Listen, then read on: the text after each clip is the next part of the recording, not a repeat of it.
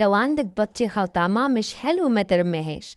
تعالي أقولك على آيس كريم البطيخ يجنن ويخليه أحلى من الجاهز بكتير. سهل ومن غير مكنة خالص.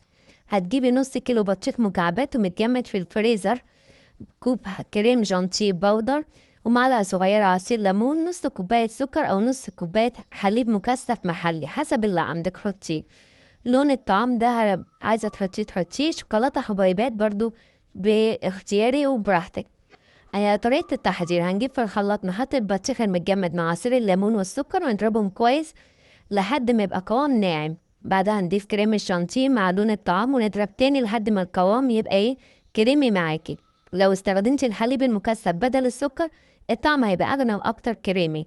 في الآخر هنضيف حبيبات الشوكولاتة ونقلب بخفة بالراحة كده. بعد كده هنصب الخليط في علبة ونقفلها كويس وندخلها الفريزر من 4 5 ساعات، ويفضل ليلة كاملة.